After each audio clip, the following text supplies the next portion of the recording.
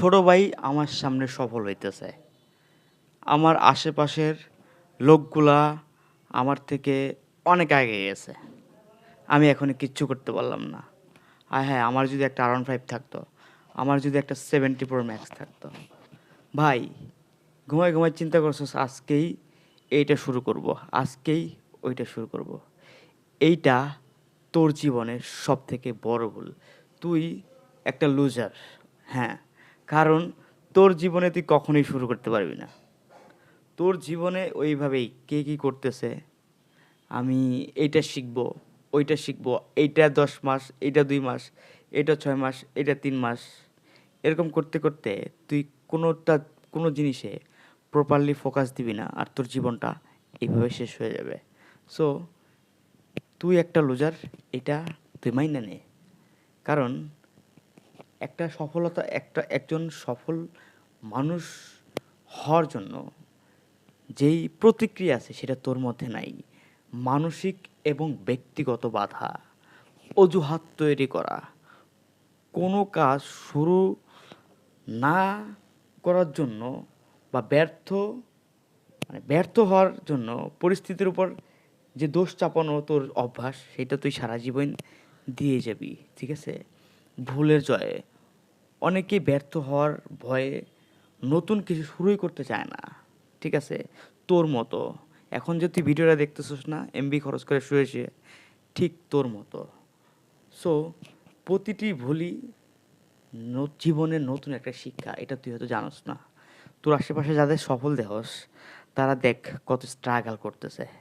তারা নিজেকে মাটির সাথে মিশাই দিয়া তারা দেখ আজকে সফল তোর পাশে। কিন্তু তুই আজকে ২ দিন এইটা ২ দিনটা এটা করতে, করতে তোর জীবন শেষ। তুই হচ্ছে হাল ছাড়া দেওয়া পাবলিক। শুরু না করতে, করতে না ভাল লাগে না, হবে না। তুই হচ্ছে ওই ধরনের পাবলিক। ভাই, সাফল্য রাতারাতি আসে না। দীর্ঘমেয়াদী প্রচেষ্টার অভাব এবং ধৈর্য একটা মানুষের জীবন পরিবর্তন করে দেয়। ঠিক আছে? কমফোর্ট জোন বুঝোস? আরামপ্রিয়তা, নিজের চেনা গণ্ডির বাইরে না বাইরেয়া উন্নতির পথে তুই জীবনেও আসতে পারবি না।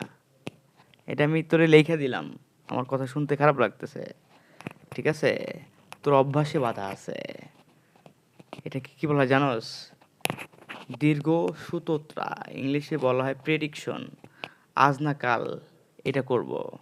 এই অভ্যাস এই অভ্যাসটি কাজের গতির সাথে, সাথে কমায় দিবে।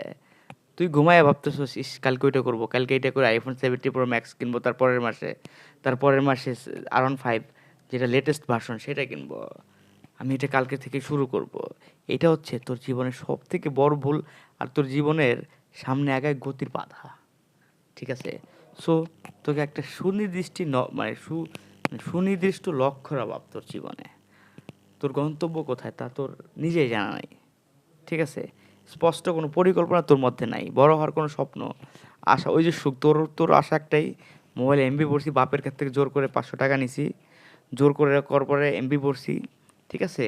ফ্রি ফায়ার খেলছি। একটু পরে একটা মোটিভেশন ভিডিও দেখছি। দেখার পরে হ্যাঁ, একটা টিকটকে একটা মোটিভেশন, এই ট্রেডার এটা করতেছে, ওই মানুষ এটা করতেছে। আল্লাহ! কত অল্প বয়স। ভাই, ওর পিছনের গল্প তোর জানা নাই। তুই সারা জীবন দেখেই যাবি। তুই জীবনে শুরু করতে পারবি না। ঠিক আছে? তোর জীবনে মানে তোর জীবনে পর্যাপ্ত ঘুম দরকার। তোর জীবনে সুষম খাবার দরকার। ঠিক আছে? তুই ওইগুলাই নিয়ে থাক। ঠিক আছে? তোর ওই বালিশে মাথা দিলে ফ্যামিলির কথা চিন্তা যে আমার ফ্যামিলি কী করতেছে? আমার আজকে ফ্যামিলির এটা দরকার, ওইটা দরকার। এইটা তোর মাথায় আসবে না। তুই পাবলিক না। ঠিক আছে? অন্যের সাথে তুলনা করস। নিজের অগ্রগতির দিকে না তাকায়া তুই নিজে অন্যর সাথে তুলনা করস। তুই হচ্ছিস এই পাবলিক। তুই জীবনও শুরু করতে পারবি না। আজকে বাংলাদেশে এমন, এমন ছেলেপেলে আছে যারা প্রত্যেক মাসে না, প্রত্যেক সপ্তাহে ৳১,০০,০০,০০০ ইনকাম করতেছে। তুই পারবি না? আমি পারবো না? আমাদের মধ্যে ওই শক্তিটা নাই। আমিও তোর মতো একজন। ঠিক আছে? অগোছালো ব্যবস্থাপনা, সময় এবং অর্থ সঠিকভাবে পরিচালনা করতে না পারা হচ্ছে আমাদের জীবনের সবথেকে বড় ভুল। আমরা সিদ্ধান্ত নিতে পারি না, আমরা শুরু করতে পারি না।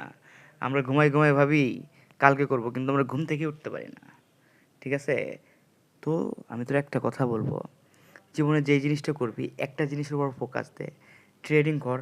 ট্রেডিং হচ্ছে পৃথিবীর সবথেকে সহজ কোটিপতি হওয়ার উপায়। কিন্তু সেটাকে তো শিখতে হবে, জানতে হবে। ঠিক আছে?